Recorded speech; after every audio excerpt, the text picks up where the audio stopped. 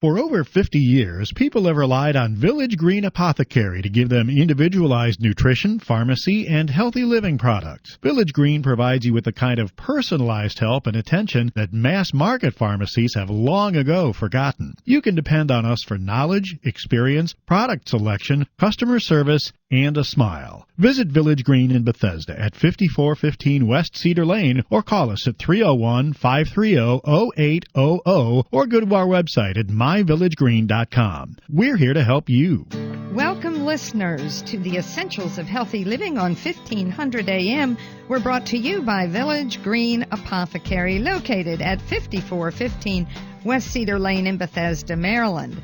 I'm Dana Laake, and I am your host for the hour. I try to bring you a lot of really good information all about you and your health. And this is a reminder that the show is streamed through myvillagegreen.com. That's myvillagegreen.com. Another reminder that Village Green is your resource for questions about your health via the website and the store on Cedar Lane. You can ask questions and get expert advice. They also carry superior supplements from many manufacturers, including their own Pathway products. Now, we're here every Sunday morning at 10 a.m., and please do tune in next week for more information on healthy living. Now, our guest today is Amanda Archibald. She's a registered dietitian with a fascinating background. Our subject is her new book, The Genomic Kitchen, Using Food Gene Connection for a Lifetime of Health. I do want to tell you a little bit about Amanda. She's widely recognized for her trailblazing work as a culinary nutritionist and dietitian. Amanda has a long-standing commitment to redefining food, nutrition, and cooking education in ways that make it accessible and meaningful. In addition to founding the Genomic Kitchen, a system of choosing, preparing, and understanding food based on culinary genomics, she has created the practice of culinary genomics, and it's a term she coined to express the revolutionary merging of nutrigenomics and the culinary arts. She is a visionary, and her approach is unique. And interestingly, she is leveraging her prior career as a published analyst and trends researcher with her expertise in nutrition. And I want to welcome you to the show, Amanda. I think you're going to be very exciting.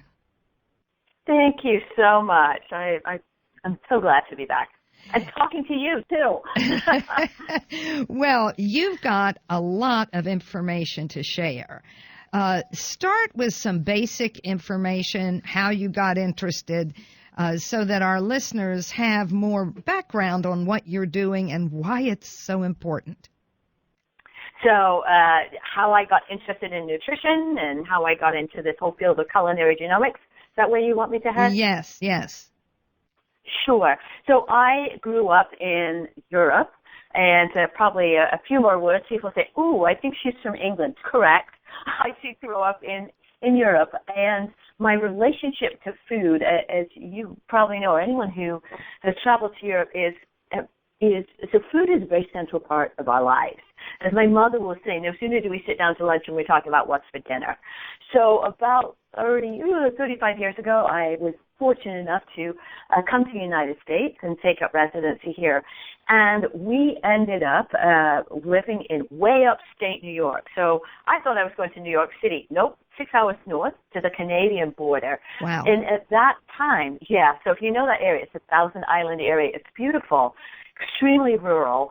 And we went there because this is a place where the U.S. Army was investing in the Trans Mountain Division, which became Fort Drum.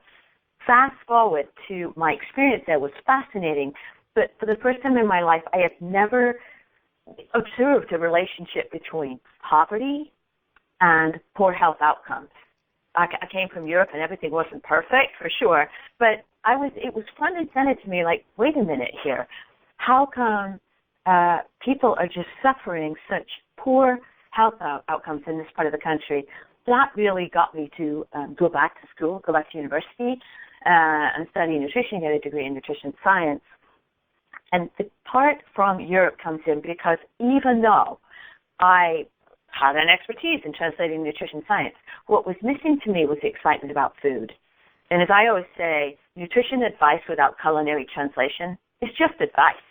And so for me, I was always fascinated in this translation space. How do we connect the dots between the best nutrition advice, what you do at the grocery store, what you do in the kitchen? So that was my start. As you probably would identify, because we have similar backgrounds, right, in terms of nutrition science and food. Yes. So you probably say, yeah, I get it. I know exactly where you're coming from. So take that, fast forward about 20 years.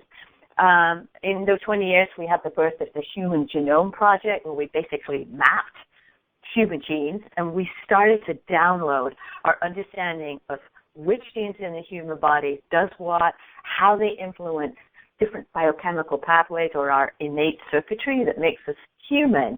And once again, I said, oh my gosh, this is science we have to follow. From the Human Genome Project, we gave light to the field of nutrigenomics, how the food we eat interacts with our genes. And once again, I said, these are watershed times. This is the train I'm jumping on. Nutrigenomics is what we want to be able to offer to the public, help them understand that we have a new understanding of food. And once again, how do you translate it in the kitchen? So that's my journey through culinary genomics, is essentially cooking the language of your DNA, or cooking the language and flavor of your DNA. So it was a long journey to come to. This is the greatest time, I think, in nutrition science in history, in my opinion. It is truly an exciting time. And I myself started out as a dental hygienist, and I like to say I got into nutrition through the mouth. And what I recognized at that time was that in dentistry and dental hygiene, the diet was very important, primarily focused on avoiding the foods that would cause dental decay. More than just what is good for the whole body. But I was studying nutrition at the time and becoming aware of this broad importance. And in medicine, there really wasn't prevention at the time. This is in the 70s. If you in Maryland, and you used to live here, in Maryland, if you recommended more consumption of a plant-based diet to avoid cancer and heart disease, it was quackery, and you were treating conditions that did not exist, and doctors got called before boards. So we opened in D.C. as the third wave of functional medicine groups in D.C., not because D.C. was more enlightened. They just weren't that organized. So they pretty much left the boards to themselves. And that's a long time ago, and a lot has changed. But it's fascinating to me because I came out of dental hygiene, and what were we doing? Teaching people to prevent periodontal disease and decay, and having them brush and floss. We were treating conditions that did not exist. And it's been said that dentistry is the only profession trying to put itself out of business. I would say there are more professions doing that. But I think we all come to the table with unique backgrounds that that blend in to what we're doing.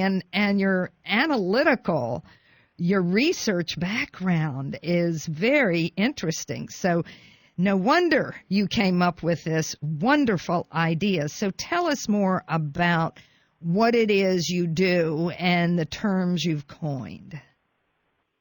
Yeah, so I'm trained as a dietitian, and I've always been in that culinary translation space. But as I had mentioned, the Human Genome Project gave birth to this area of science called nutrigenomics, which really is absolutely flourishing. So I bumped headlong into that when I was working in South Africa and met a couple of researchers in nutrigenomics. And I was presenting at a conference, and I used these basically visual roadmaps, if you will, to really try and explain complex areas in science, because science is complex, right? Biochemistry is incredibly complex, and we have to break it down into, if you will, pardon the pun, digestible bites, even for us clinically to understand, let alone the public, right? And so they saw my work and they said, oh my gosh, we need you. We have got to translate the complex area of how food talks to our genes into the kitchen. So I said, oh, that sounds like culinary genomics. And basically what I'm doing in culinary genomics is I'm taking this field of how food connects to our genes, and I'm essentially rewriting the recipes, if you will, for how we can choose, prepare, and eat food that connects with our genes. So, I may take a recipe and move the ingredients around a little bit so that, and talk to individuals, as I'm doing in my book, about how we're using certain ingredients, why they work in the body, and when we prepare them in specific ways, you'll love this. You get a better return on your ingestion. Yes. Right? Your investment, your ingestion. I love it. Yeah. So think about food. So there's the ROI of investing, putting your money in food, right? So that's, how do I get the best value for the dollar spent? And we should talk about that because that is changing. So there's that. But then when you buy that food and you bring it home and you store it and you prepare it and you treat it however you're going, with whatever culinary technique you're using, there are, if you will, new rules through culinary genomics that will allow you to prime that food so that the nutrients in it are in a form that provides the best information to your body. So that's the return on ingestion part. So to really summarize, my work is taking the cutting edge of nutrition science, what we know from the scientific community, and walking it or combining it with the culinary arts so you get the best science with the best culinary preparation techniques so that you, as an individual, get the best value and the most information out of the food you eat. Well, you have a whole different ballgame. It is, and your explanation is elegant. And what I think it's very important for our listeners, because what you're saying is you're individualizing the diet to the person based on their genomics, based on their predispositions and laboratory findings, etc. But what you're saying is there's no one diet for every person on Earth. No. And way too many times I talk with people who have one diet, and that diet is the human diet. And I really have to hammer this home that the diet varies dramatically among natural cultures throughout the world. And thank you. Underline that. Underline that. It does. And that's important. We may be one species, but we are very unique. Just like our fingerprints are unique, our dietary needs are unique. So we're going to talk about this more in the next segment and the following segments. And I want to remind you, if you've just tuned in, folks, you're with the Essentials of Healthy Living on 1500 AM, brought to you by Village Green Apothecary. I'm Dana Laake, your host for the hour. Stay with us. We'll be right back after this brief break with more interesting information from Amanda Archibald. Solgar number 7 can help you feel the difference. Solgar number 7 actually shows improvement in joint comfort within 7 days. Now you can start to get back on track fast and pursue the activities you love. Solgar number 7 is a breakthrough in joint care with no glucosamine and no chondroitin. The advanced bioactives in Solgar number 7 help to increase flexibility, mobility, and range of motion within 7 days. One capsule once a day is all you need. When stiff joints occasionally say no, Solgar number 7 says yes. Solgar number 7, available at Village Green Apothecary. New from Garden of Life, Kind Organics Whole Food Multivitamins. They are the only USDA-certified, organic, non-GMO verified whole food multivitamins available. They're gluten-free, certified vegan, and feature a patent-pending clean tablet technology. Kind Organics is super clean, untreated, unadulterated, and real whole food. Kind Organics multivitamins from Garden of Life. Be kind to your body and the earth. Kind Organics, now available at Village Green Apothecary and online at myvillagegreen.com. Many nutrients support immune health, but which ones should you take? Pure Encapsulation's Pure Defense with NAC offers a unique blend of hypoallergenic nutrients and herbal extracts designed to support overall immune defense and upper respiratory health. This product features Epicor Saccharomyces, Cerevisiae fermentate, elderberry, N-acetylcysteine, nutrients, and flavonoids for enhancing first-line immune defense. Pure Defense with NAC, available at Village Green Apothecary. These statements have not been evaluated by the Food and Drug Administration. This product is not intended to diagnose, treat, cure, or prevent any disease. Staying mentally sharp means nourishing the mind as well as the body. That's why there's new Cognisure from Metagenics. Research shows that the active natural ingredient in Cognisure supports multiple mechanisms necessary for maintaining healthy cognition and a healthy brain as it ages. Cognisure is also easy to take in delicious, chewable chocolate tablets. Have a clear and bright future by maintaining mental capacity with healthy habits and Cognisure. Remember Cognisure for healthy brain aging support. Available through your healthcare professional and Village Green Apothecary.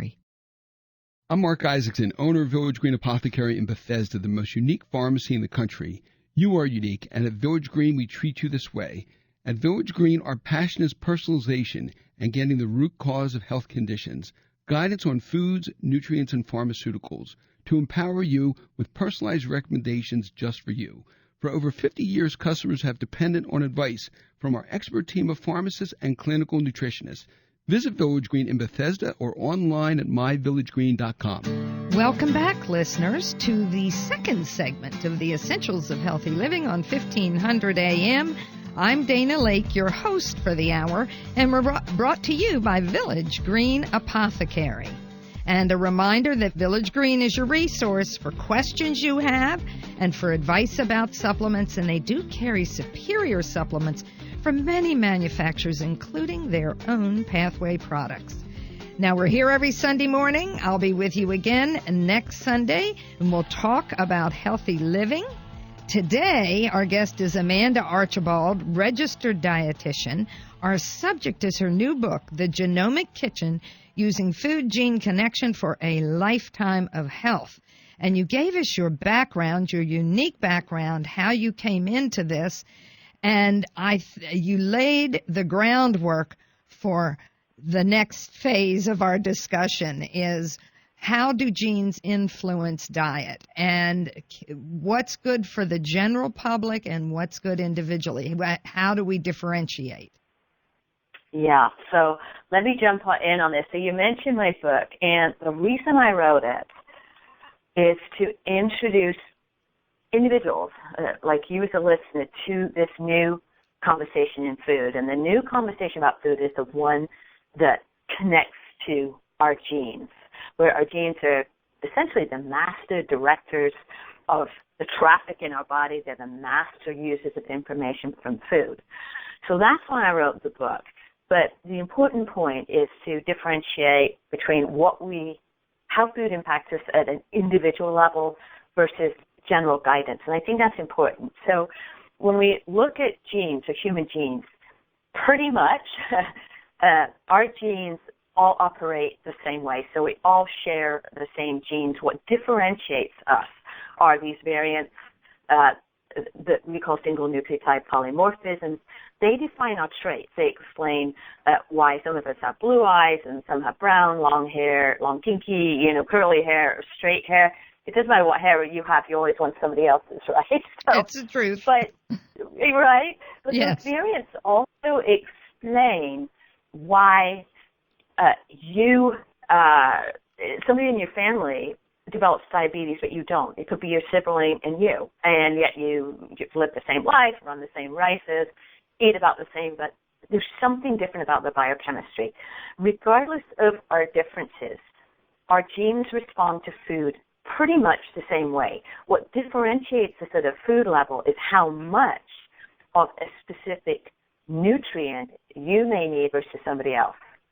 So we all need calcium. We all need vitamin D. In certain forms, we need B12, B6. It's how much you need versus I need is what differentiates us, and what decides that are our gene variants.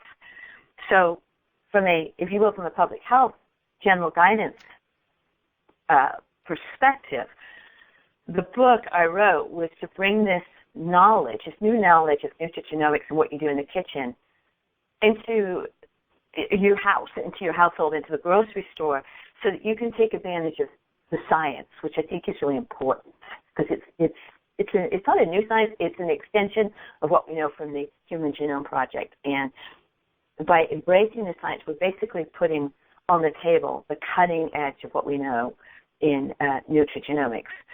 But as you said, so that's sort of the public health approach, but we can also fine-tune that, which is near and dear to both of our hearts, right? We can fine-tune that, and the way we fine-tune exactly which food and how much is when we get into genomic testing, which allows us to essentially look at your genes and the variants on them and create a storyboard for your own body. It looks at your individual human operating system.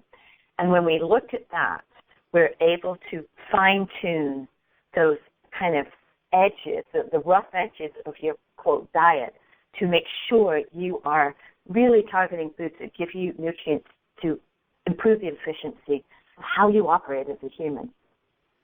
This is such a critical piece, and I dreamed for many years that we would be able to guide people on diet with some very simple testing, that we weren't there yet, but I knew we would get there. And I am so delighted to be here now when this has arrived. And I know we're not at the ultimate, but boy, we have taken a giant leap from basing our advice on family history, which may or may not be accurate. Correct. Exactly. Or even appropriate. And now we have this person's uniquenesses. And this is a dream come true for our profession, in my opinion. It's so true. This is a game changer. It's the game changer we've been waiting for, right? It's not like we've been walking around in the dark, but to some extent we kind of have been. You know, as I was interviewing somebody else today, we're doing a series on the stories in nutrigenomics, so that everyone can learn, hey, this is real. You know, we to some extent, the colleague that I was talking to was saying, you know, I would keep going to the ER. This is classic, right? I keep going to the ER, and I'm told there's nothing wrong. How devastating is that? You know, when you, as an individual, know, I don't feel right. I keep having whatever episodes. I keep getting migraines, yada, yada, yada, yada. My lab tests keep coming back normal. And you sit there and say, we are totally barking up the wrong tree. The human body has innate wisdom, and genomic information, if we're working at a highly individualized level, gives us the greatest signpost, I think, in nutrition and medicine to discover what's wrong. And what's wrong is often an imbalance in our biochemistry that we can correct through food. Yeah, diet is medicine, food is medicine, medicine is food. Wise advice. Yes. What I find interesting is how the spices really started out as medicinal agents or agents to prevent spoilage in the foods, especially in the equatorial regions. We use them for other reasons now, but they were health reasons initially. Yeah, it's almost gone from like folklore to medicine within traditional societies or whatever, China, wherever, to flavoring, which they are, right, and depth and beauty to food, now through nutrigenomics. And it's just so amazing to me. We actually can connect the dots all the way back to what our ancestors were using them for, which is there seems to be some medicinal health property associated with them. Now we understand why. Because of their rich polyphenol content or bioactive content, we discover how these molecules can actually activate pathways, we call them transcription factors, that can activate genes to produce the proteins that we need to target different systems in our body, such as managing inflammation, oxidative stress, and it's studying herbs and spices is very dear to my heart from a nutrition science perspective, and also from a culinary perspective. They are jewels in our toolboxes, absolute jewels. Oh, yes, they definitely are. Talk about, take a gene variant and talk about how that influences a person's nutrient intake and food intake. Well, I bet you talked about MTHFR 100 times already, yes. right? Yes.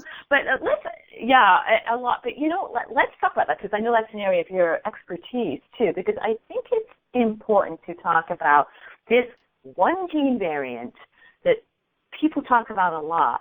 But we need to put it in the context that people think, okay, I have this variant, therefore I'm predisposed to A, B, C, D, E, so I need to take a vitamin B12 or whatever. Here's the thing about MTHFR is the body is a series of biochemical cycles. And the way I like to look at this is you think of gears. And if any of us can remember what gears look like, they have teeth on them like cogs in a wheel. And those teeth are designed to interact with the next gear so it turns. So in human biochemistry, it's kind of a similar idea that these biochemical cycles simplistically interlink with each other, where MTHFR is integral to the linking of the folate cycle with what we call the methylation cycle, but it doesn't work by itself. So when people say, oh my gosh, I got this gene variant, I must need vitamin B12, methylated form or whatever, we actually look and say, well, actually, you might need more than that. You might need a folate and B12. You might need magnesium and zinc. So genomics allows us to look at the whole picture of who you are and not just zero in on, okay, I've got this gene variant, I've got to focus on this supplement. Thank you. Thank you for saying this, right. Because I have too many people where they have decided to only look at certain gene variants. There are so many methylation gene variants that are backup. Exactly. And if you've got a lot of backup, a problem in the MTHFR may not be as problematic. And I call it looking at all the legs on the table if you're trying to make those legs even. And it's hard to impress upon people that you just can't look at one value and say, I'm going to have all these problems. Maybe not. Maybe not. So we will keep this conversation going. Amanda, you're amazing, and I am so glad that we're going to continue to talk about this. I wish we had 10 hours. But I know. For those of you who've just tuned in with us, you're with the Essentials of Healthy Living on 1500 AM. I'm Dana Laake, your host for the hour. We're talking with Amanda Archibald, and we are talking about her book. It's brilliant, The Genomic Kitchen, using food-gene connection for a lifetime of health. Stay with us. We'll be right back. Mega Food Premium Whole Food Supplements are the only supplements crafted from scratch with farm-fresh whole foods to deliver nourishment the way nature intended. Mega Food believes Mother Nature knows best.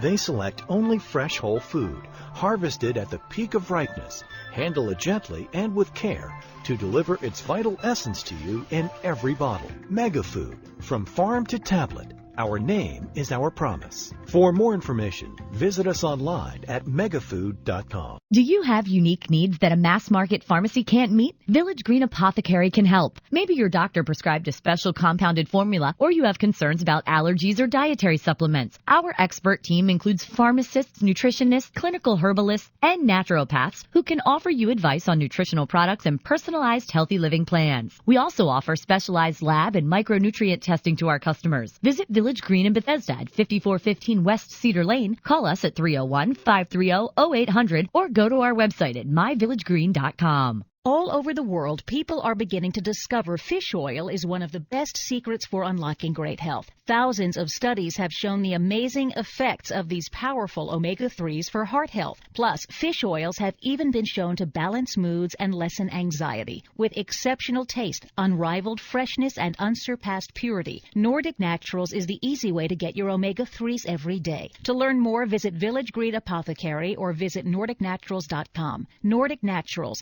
committed to the planet, committed to pure and great-tasting omega oils. The brain requires nutrition just like the rest of the body. And this is where Gero Formula's Neuro Optimizer comes to the rescue. Neuro Optimizer is a concentrated source of nutrients needed for memory, mood, concentration, and focus. Neuro Optimizer supplies the building blocks for neurotransmitters, the chemicals that allow cells in the brain to communicate and to file away memories. Neuro Optimizer is the nutritional answer to the brain's needs. To learn more about formulas, visit Gero.com. Gero Formulas, available at Village Green Apothecary.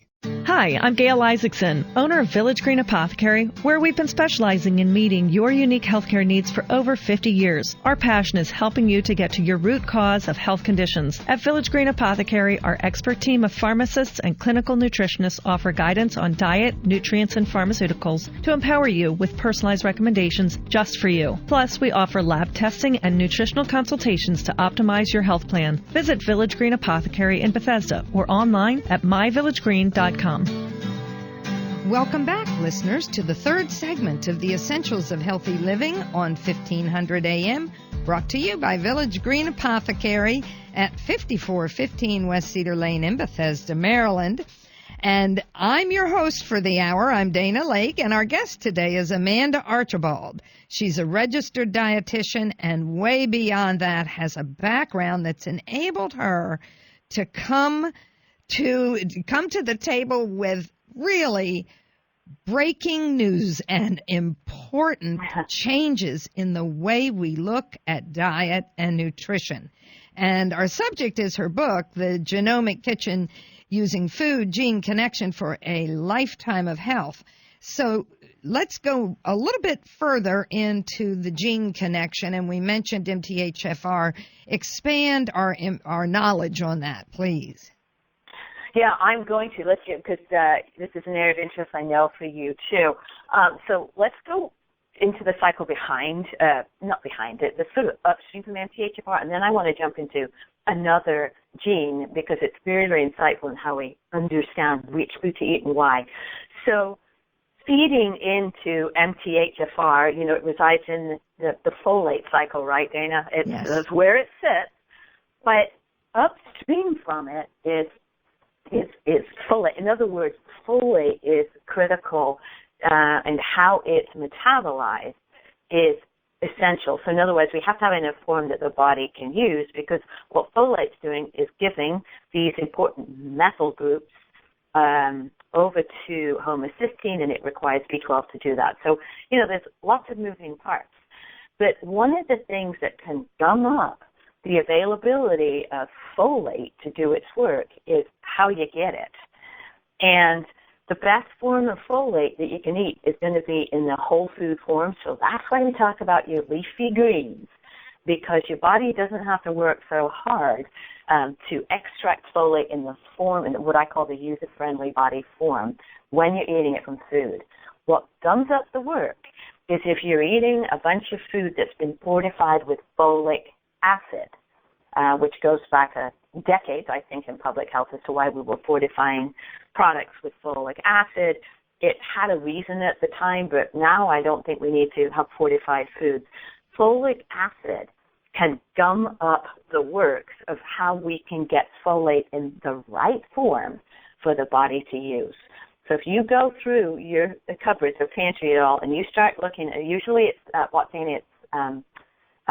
flour-based products, right? Or if you've got your crackers or whatever, you'll find folic acid. For some people, folic acid is a disaster because it essentially is difficult for the body to convert into the active form. And if it does, it gums up the pathways that allows the form of folate the body does need to be available to be utilized in the body.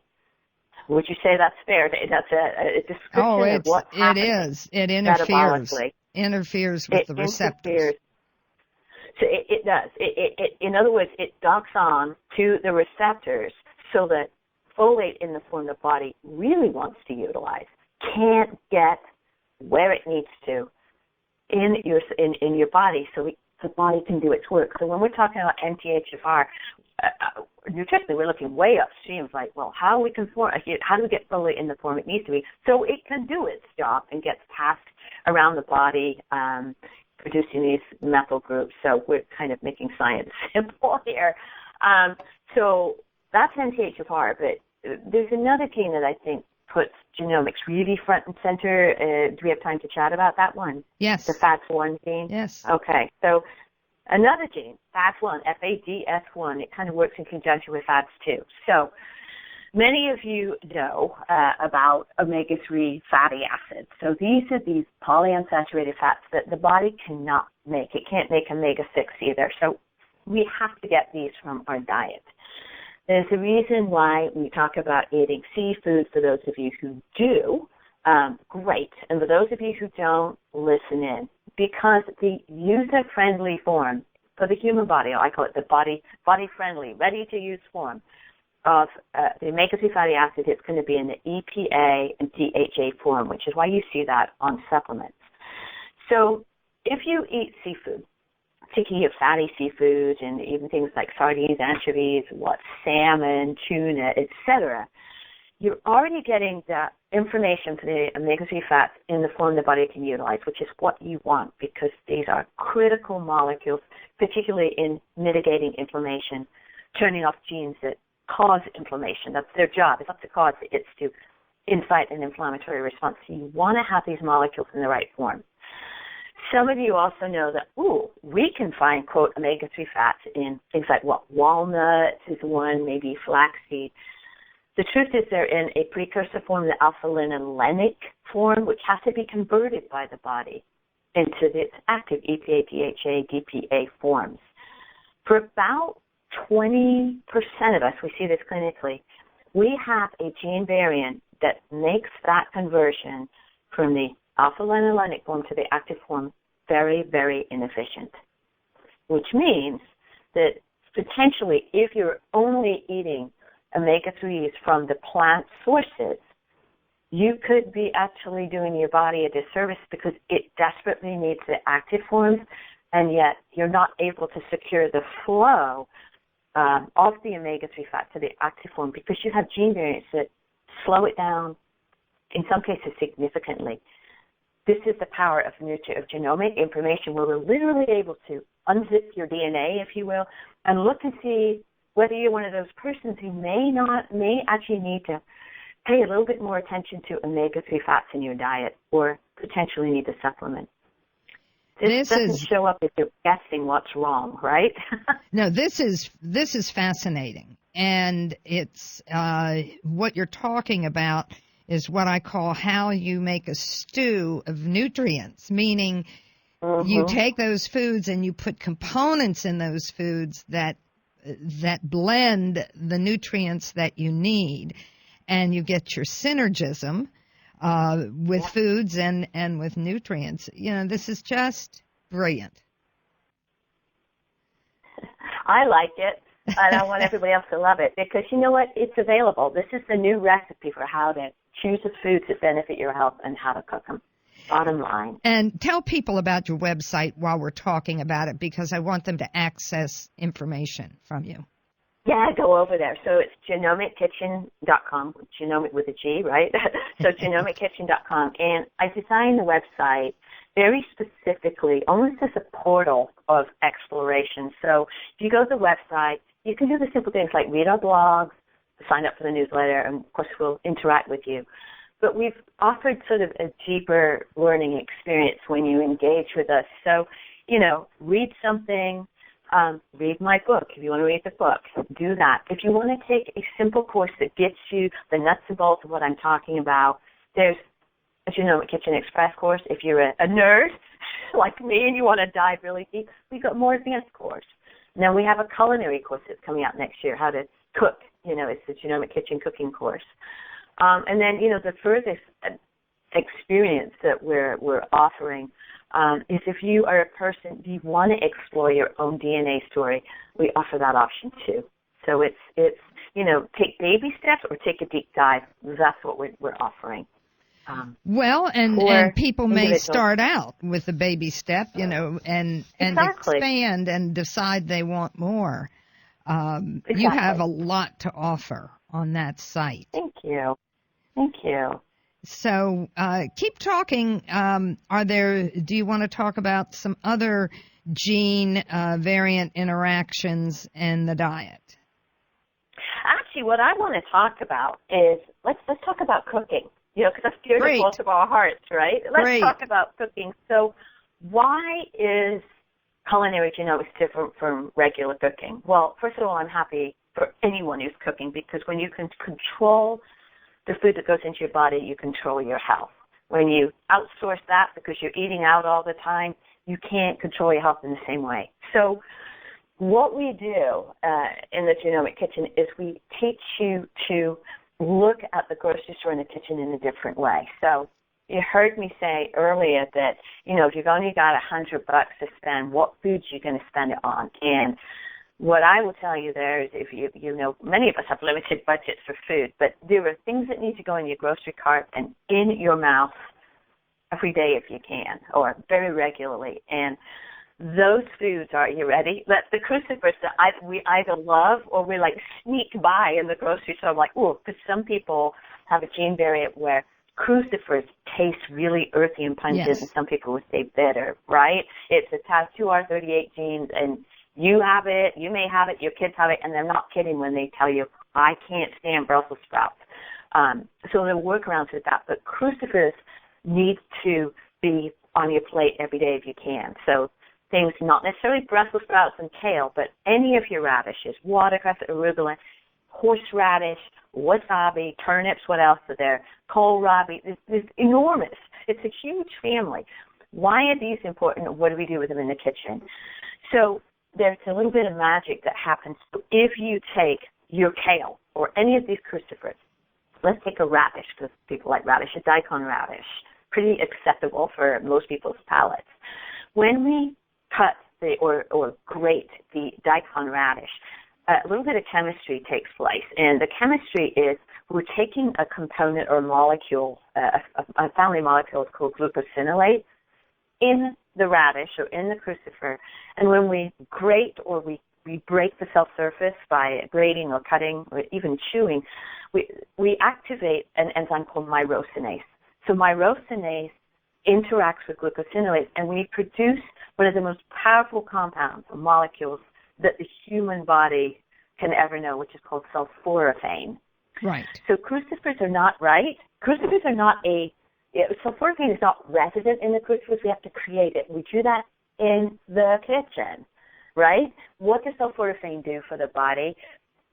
It's one of several bioactives that can turn on genes that produce the most powerful antioxidants that we can own. So we produce them, we don't eat them.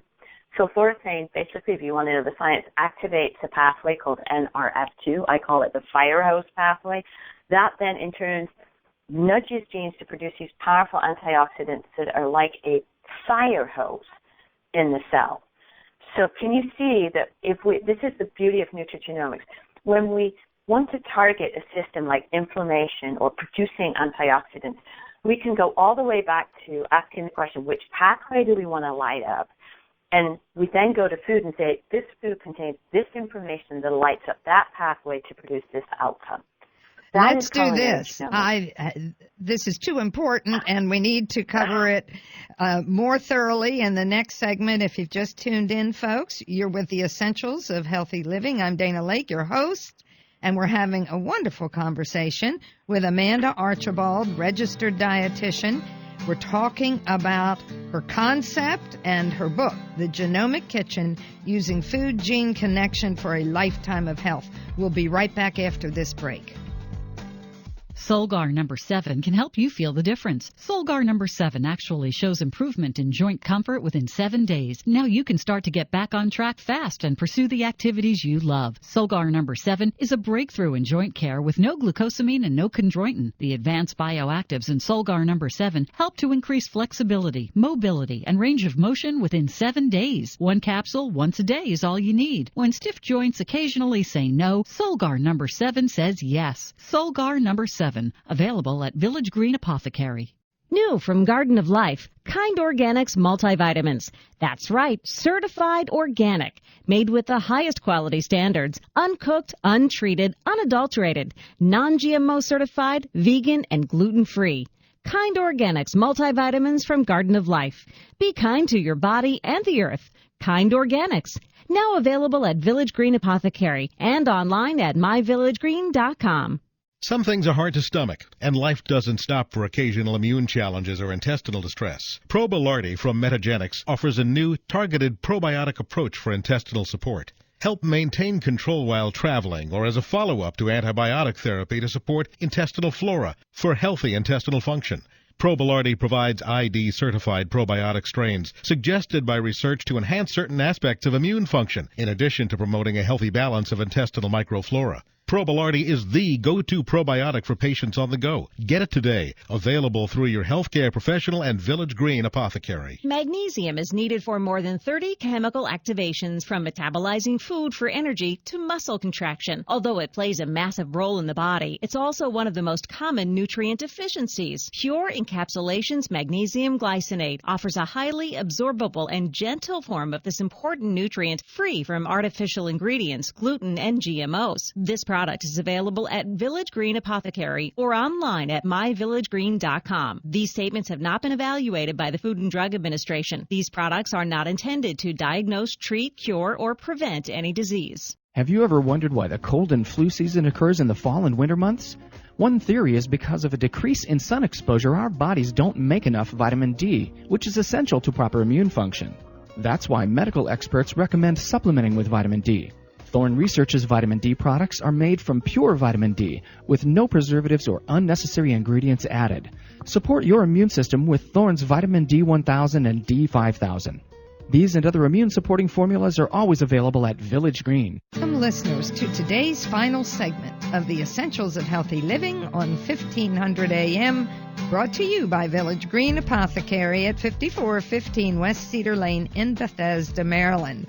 I'm Dana Laake, and I alternate the show with Dr. Kevin Pissarro, and we will have Kevin as a host pretty soon. So hang in there. We're going to welcome Kevin back. Now, I also want to remind you that Village Green is your resource for questions about your health and supplements. Now, we've been speaking with Amanda Archibald. She's a registered dietitian, and our subject is her new book, The Genomic Kitchen, Using Food Gene Connection for a Lifetime of Health. And we were talking about the importance of cooking and how you prepare foods and combine foods. And we were talking about the crucifers. If you just want to summarize that and continue forward, Amanda, that would be helpful.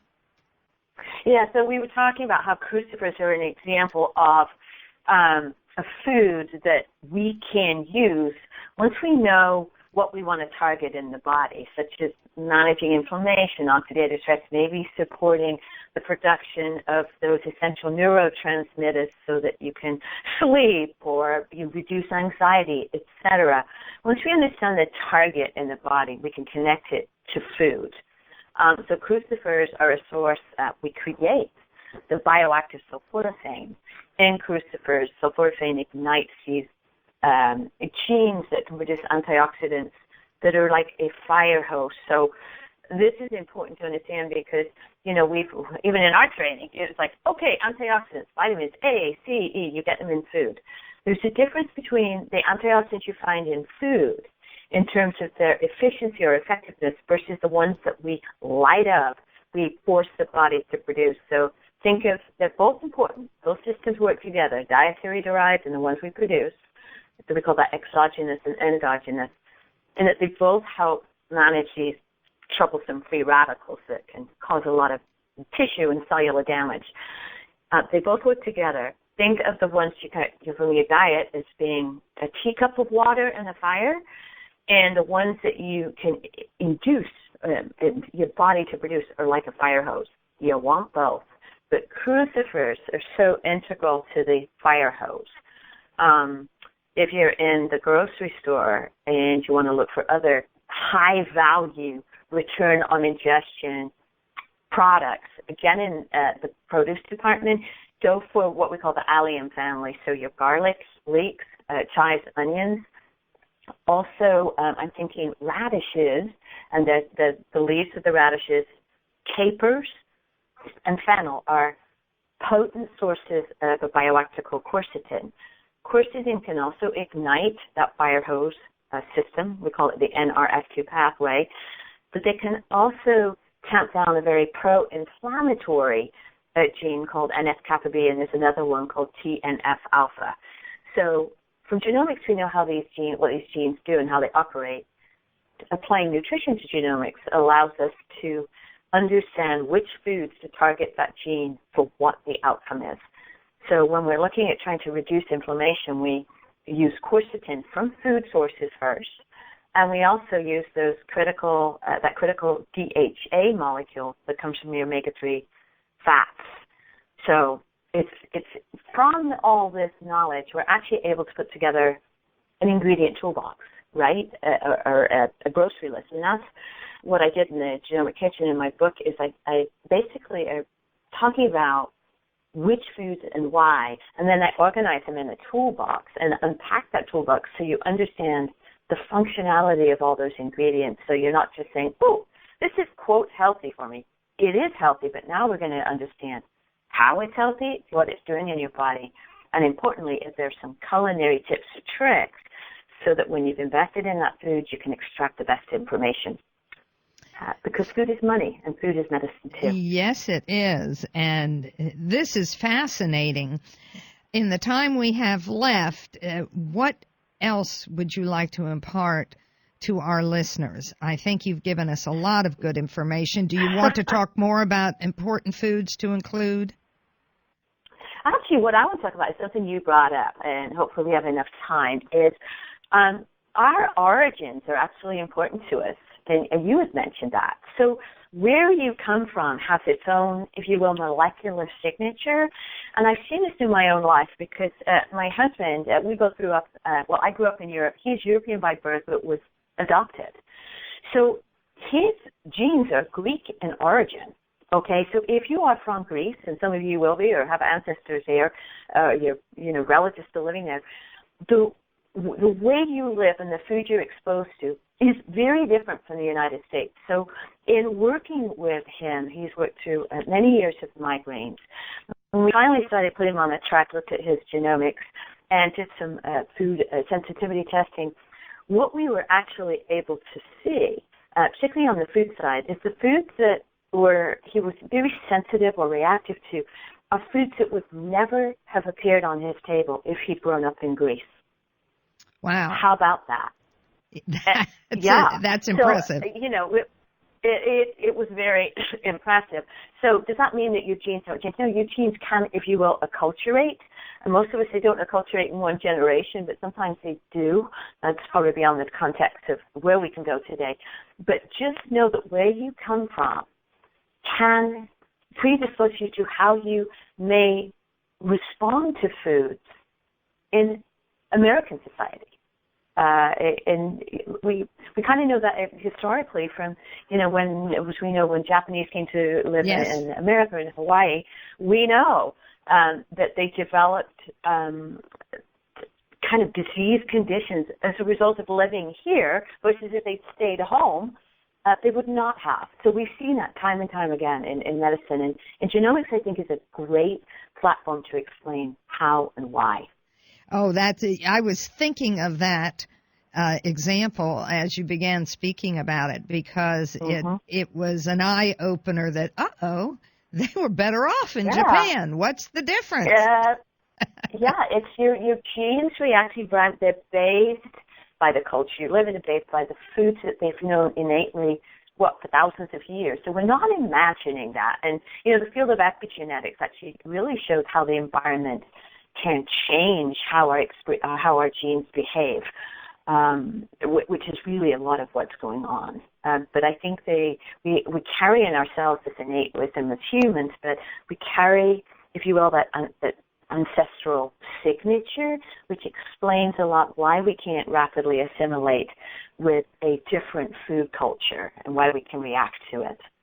Well, I will say it's easier to make recommendations if one knows that they're seeing a person whose entire ancestry was, say, Greek or Asian or from China or any culture, Alaska.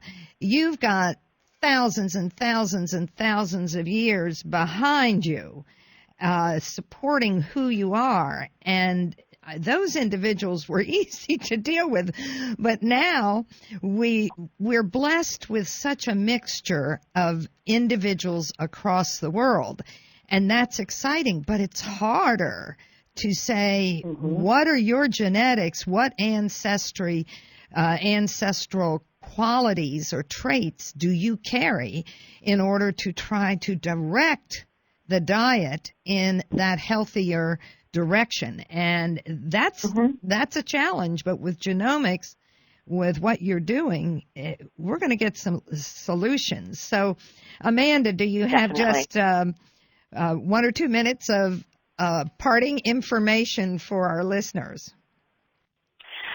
Sure. I mean, you've heard us talk about a website, and, obviously we're talking about my book.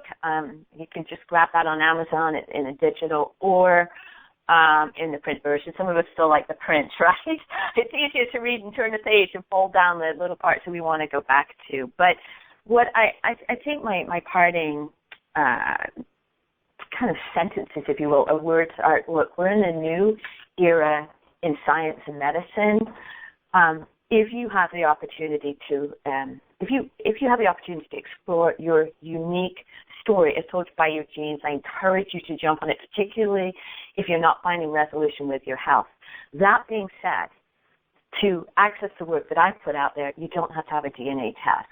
That is if you want to. I created the Genomic Kitchen, and my work helps you take advantage of this science and move it into your kitchen so you can start to bathe your body with the information that it wants without a DNA test.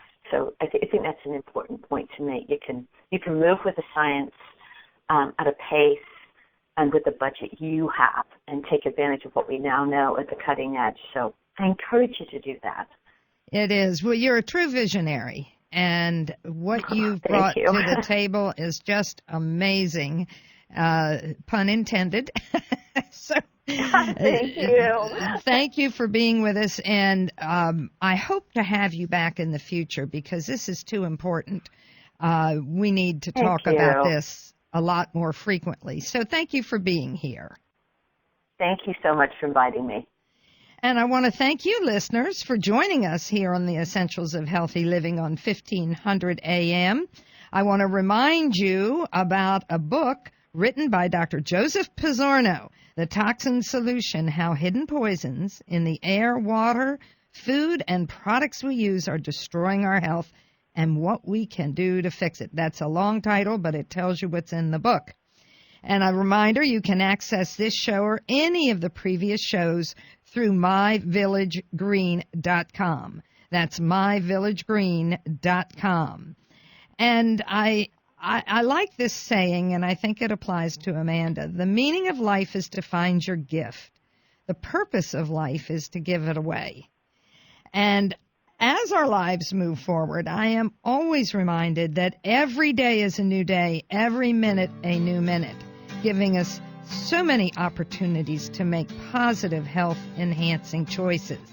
So please remember, folks, it's not the number of breaths you take, it's the moments that take your breath away. This is Dana Laake and Village Green wishing each and every one of you good health and a breathtaking day. Did you know at Village Green Apothecary we offer everyday savings on top quality nutritional supplements, including herbs and homeopathic remedies, plus personal care products and more? That's right. In addition to our big sales events, you can save up to 20% on most everything you need for a healthier lifestyle. Today and every day, at Village Green we care about our customers. We've been providing the best nutrition and healthy living products for over 50 years. Stop by Village Green Apothecary in Bethesda at 5415 West Cedar Lane or visit our website at myvillagegreen.com.